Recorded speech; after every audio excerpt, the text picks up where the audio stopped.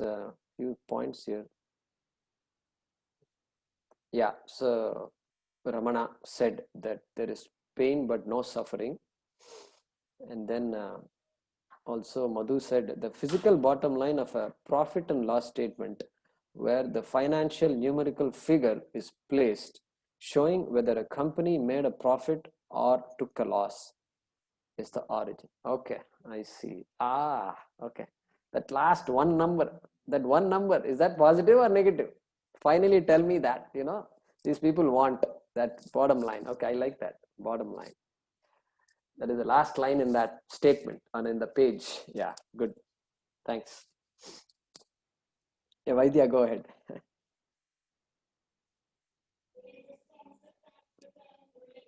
We are not able to hear you. Oh yeah, I got it. It was muted. So can now everyone hear? Yeah. We can hear you. Yeah. Yeah, that's a song is a very appropriate song that you mentioned, the Santamuleka. So, and if you Google it in YouTube, the first one comes as Professor K.V. Narayanaswamy singing the song. Okay. And Google is a bit tricky. I got a different one. Okay, I got this Nityashri Mahadevan. So, Oh yeah. so it depends on who you are, where you are. Google is not simple. It knows everything about your entire Jatakam. It knows, and so these fellows do something. We can't even figure out. We can study the Shastram, but we can't figure out Google.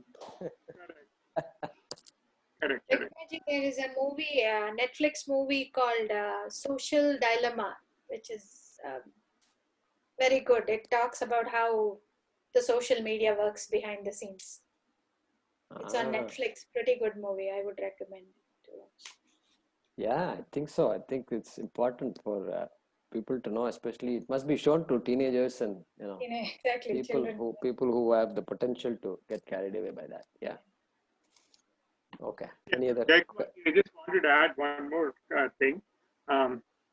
So we all know Swami Puja Swamiji Dayananda Saraswati's Aradhana was held over the last 5 days, and YouTube actually has for one each day they have there is a event, and each of them is associated with one particular discourse of Puja Swamiji. And I listened to 2 of them, and I highly recommend it to all the people in our Bhagavad Gita class. So in one of them, Swamiji talks extensively about from the Brihadaranyaka Upanishad, Atma Vare, Drashtavyaha, Mantavyaha, Nididhyasitavya. He talks about that. And there is another one which talks about, how you should relate to the world, about that also. That you're playing a role, and all the problems that you have are actually problems of the role and not of yourself. Yeah. And it's a good set of lectures, and it's actually titled Living versus Getting On.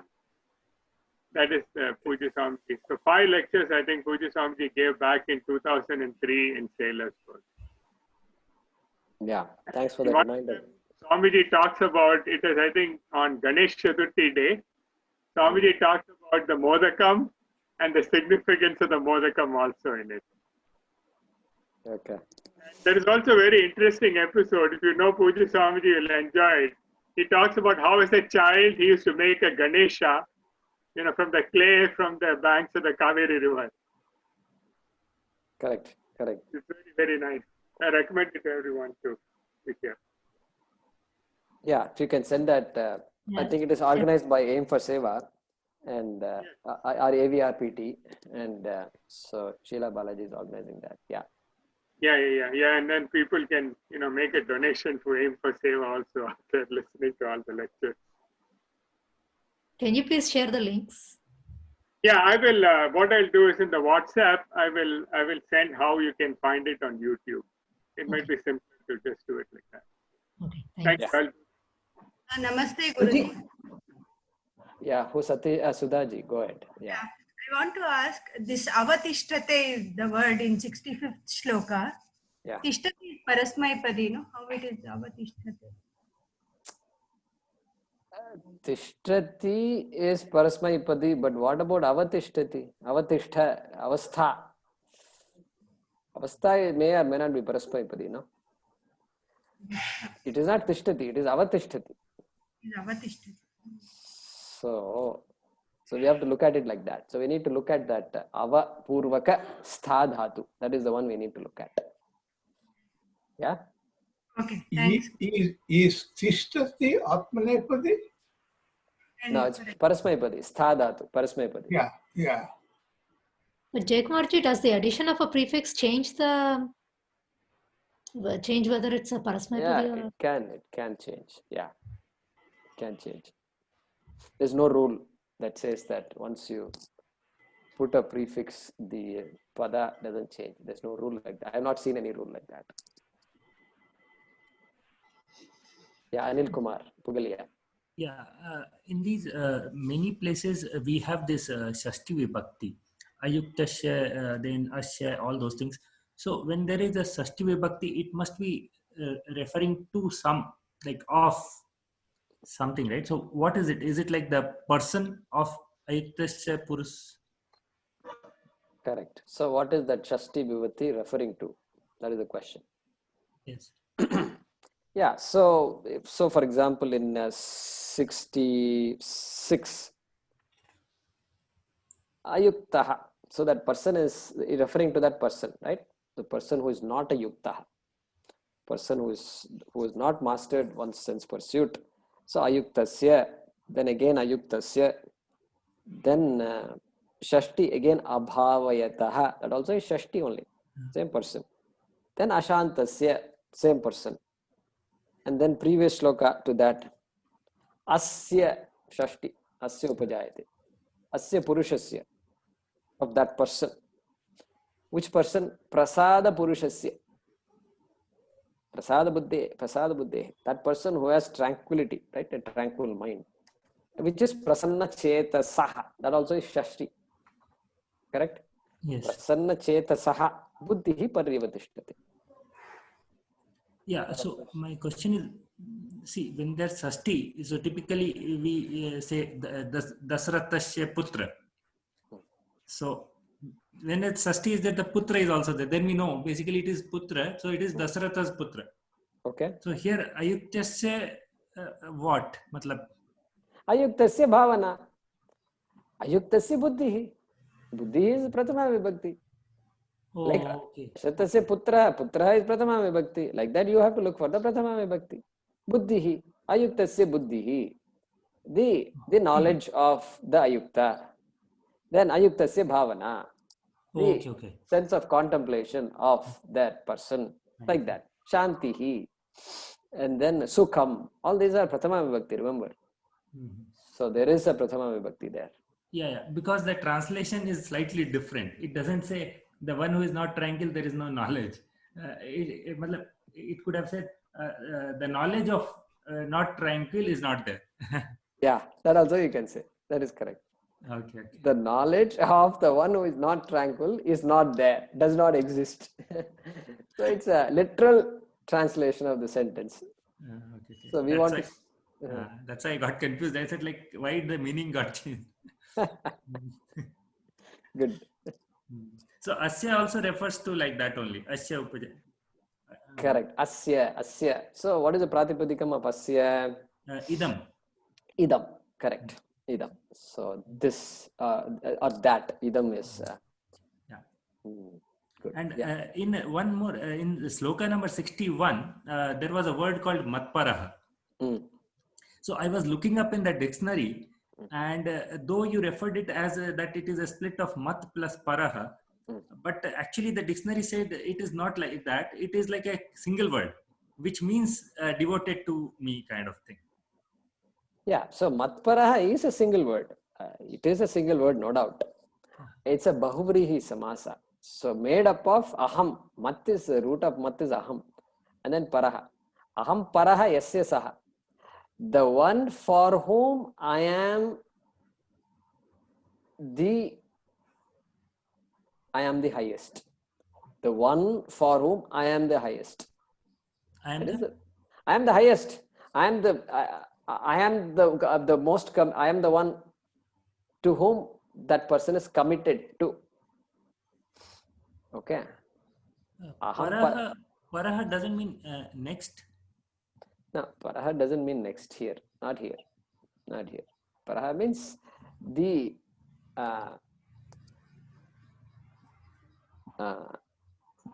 I am the one that is the biggest, the supreme. Okay. It is like Param. Param. That is Param. I am the one that is the most important to this person. Okay. That person is called Matparaha. Correct? So Mat refers here to Ishvara. Aham. Ishvaraha. Paraha. Yasya Saha. मैं पर हूं जिसका वह मत पर है. Okay, that is the way to understand mat paraha. Right. Okay. Anjali, go ahead.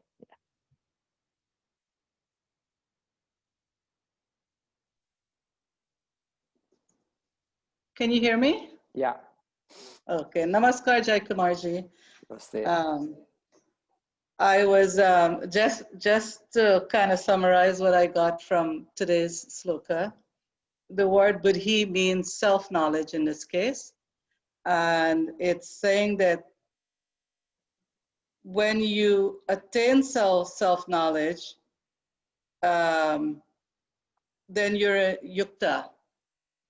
And then only when you're a yukta means that the raga deshas have been neutralized. You have somehow been able to conquer their pull on you. Then only will you be tranquil. Is that correct? So the buddhi, and then you have the yukta, and then tranquility. So you have to have the self-knowledge before tranquility. Is that correct? So here, if you look at the verse number 65, okay, let's look at verse number 65. Yeah. So there, that prasade, that word, first word. So is tranquility, which comes from 64, which is prasadam adhigacchati. Last word of 64 also is prasadam, right? So that means tranquility. Okay. So then having had that relative, within brackets you must say relative tranquility. Okay. Then you say prasade. So if you go to 65, that tranquil mind, prasanna chetasaha prasade, then buddhihi paryavatishtate. So that knowledge is there, no doubt, but here there is a slight differentiation being made. Having knowledge is one thing, but then gaining complete steadfastness, ascertainment of that knowledge. Means knowledge is there. We all hear about these things. That is general knowledge. General knowledge. I know what the Shastra is talking about. But did you own it up or not? Did you completely understand it or not? It's like saying, did you internalize it? Did you internalize it? Correct. E is equal to mc square. Everybody knows it. Everybody knows it. E is equal to mc square. But I don't even know what E is. I don't know what M is. I don't know what C is. What is the square business? Nothing I know, because I have not studied physics. But everybody keeps saying E is equal to mc square. So I also know E is equal to mc square. So this is just general knowledge. And then there is this knowledge of what it is. Do you know what it is talking about? That is the so you apply it, you kind of have to process it for yourself and apply it to yourself. Correct. So there's a German term called Gestalt. Have you heard of the Gestalt theory? Gestalt, I've heard of Gestalt, yeah, Gestalt theory. Yeah, so I'm thinking about this because they also use it as a theory in psychology. And basically what they're talking about is putting together this different aspect of an individual to make that person whole. And I'm relating that to when you talk about self-knowledge, being able to understand the whole aspect of yourself. So there is there is a subtle difference that you must make a note of, Okay. which is this process of internalization. Okay, it involves time, and it involves some effort, and you dwell over something over time, and then it helps one gain a transformation within internally. Okay, there is an internal transformation. Yeah. When it comes to knowledge, even though we do talk about that knowing what is being said, Yeah. anything less than knowing what it is really no knowledge. Okay, it is like somebody saying you have to, there is a well, we give this example of a well here. So there is a well, there is a circular well there, you have to cross the well, you have to jump over the well. Somebody said I crossed 99% of the well, I crossed 99% of the well he crossed. Means what? He really did not, he's inside the well. He's inside the well. He cannot cross the well anymore. That is the meaning, correct? so, so this knowledge is also peculiar in this case. What we say is, it's like this. Suppose the person sees a snake, okay, and then the person is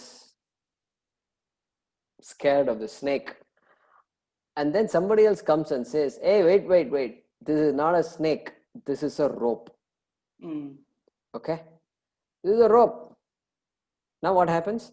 There is knowledge in that person. The knowledge is taken place that, what is the knowledge? This object is a rope, this object is not a snake. That knowledge has taken place, correct? Now that person has to, suppose we say that person has to internalize and all that. Okay, fine, go ahead and internalize it. But after all that, is it clear or not? The person is clear about that ropeness of that object or not? Yes. And that clarity must be there. Okay. And so knowledge means that. Means crystal clear knowledge. And this is not some vague, you believe in it and then you try to process it, try to express it. All that's the difference I'm talking about. So this expression and all, when we are talking about, the expression will be automatic. The person who recognizes this rope as a rope, automatically the expression will change. The fear is gone completely, correct? So knowledge automatically creates those manifestations where the expression is not different, when there is no fear, fearlessness is there as opposed to fear that was there before. So all that happens. So there we have to be careful. We are talking about Gestalt theory, etc. Talks about the mind and the motions that the mind goes through and the entire process that is described there. But here, generally, even though there is a process, even though there is contemplation, even though there is meditation, all that we do, generally it is all part of actions. And the purists will say, until you really know it really well, you really don't know it. But how do you know when you know it real well? I mean, for example, when you're saying that, I'm thinking, what if it really was a snake? And somebody is telling you it's like, if somebody like you were to tell me that's a rope, I would believe it. But what if it actually was a snake, right? And how do you get that crystal clear clarity? Yeah, just like you have to ask the person who was told that this is a rope. You have to ask that person, do you see a rope or do you see a snake? No, I see a rope. Are you sure you see a rope? Oh, then he has a doubt. Go close, take a look at it. Yeah, absolutely, it's a rope. Are you really sure? No, wait. Shake it up, lift it up. Yeah, absolutely, this is a rope. Because there's no way I can lift a snake. This is a rope. I'm clear about it now. So only you can tell if that you got the knowledge or not. And you will tell also. There is no doubt about that. So you're saying that not to accept it quickly, you have to really contemplate and question whether that's the truth or whether that's reality or whatever you want to call it. Okay. Well, so we accepting something as true before you really understood it is by belief. Is what? It's a belief. It's a belief. It's Oh, called yes, a belief. yes, It's yes, called yes, belief. We yes, have a word for it. yes, So therefore, yes. we believe in what the Shastram says. We believe in the words of Krishna. Yeah. We may not have fully understood it, but we believe in what Krishna says because eventually we believe all these things are true statements. Yeah.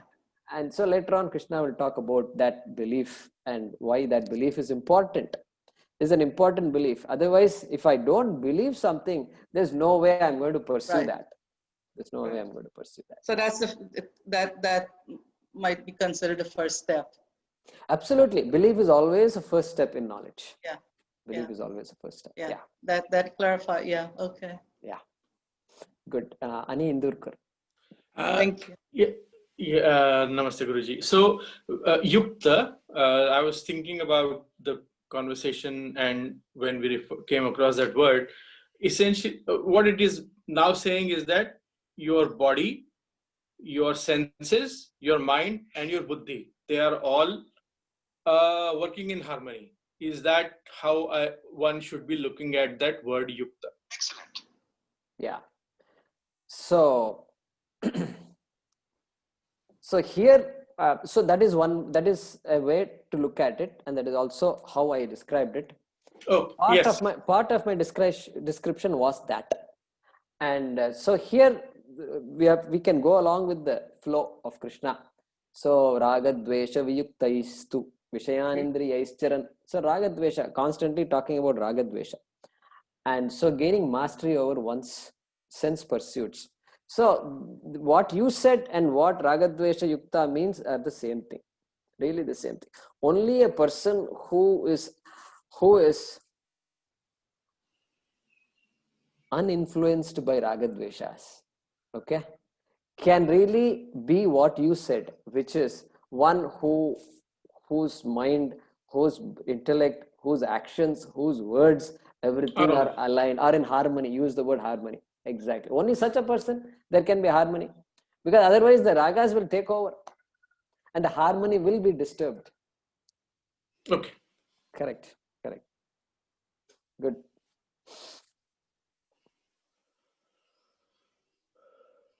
Okay. So we will stop with that. One quick question. Yeah, Swapna, go ahead. Yeah, so the Adi Bhautikam, Adhyatmikam, Adi Daivikam. Daivatmikam, right? Adi Daivikam. Daivikam. So the Adi, is it Alpa Prana Da or Mahaprana Dha? Okay, good question. So here it is Mahaprana Dha, Adhi Daivikam, Adhi Bhautikam, or Adhi also is okay. So, and then Adhi Daivikam or Adhi Daivikam. It's not the Alpa Prana, because Alpa Prana Adi means first, and it gives an entirely different meaning. So first of something, etc. So a different meaning. So Adhi is the prefix there. Yeah. Good. So that means when we pronounce, we have to be careful there. Correct. What was it referring to? Which sloka? It was referring to Sarva Dukkhanam Hanihi. So which sloka? Sloka number 65, right? Yeah, 65. Sukha Sarva Dukkhanam. Prasade Sarva Dukkhanam Hanihi Asya Upajayate. So there we were talking about different types of sorrows, etc. Right? We said there are no different types of sorrows. There can only be different types of causes of sorrow. So those three are the different causes of sorrow. Yeah, I didn't understand the question. They said Adhi, where was that referred to? No, that three causes of sorrow is Adhi Adhyatmikam, Adhi Bhautikam, and Adhi Daivikam. So there the Da is Mahapranadha. Yeah, Vaidya, go ahead. Yes, I just wanted to ask Jaykumarji if any news about how Swami Pratik Bodhanandaji's Mahasamadhi rituals were held. Can you share anything? I've not heard much. Yeah, so I heard in the sense I saw some pictures of that Mahasamadhi ceremony, and a short video was there. I will forward that to all of you. And Suryaji had sent a message that Swami Viditatmanandaji was there, and a few other Swamis were there. And so that message I received yesterday, so I will forward that to all of you. Okay, I appreciate it. Thank you. Yeah. Okay. We'll stop with that, and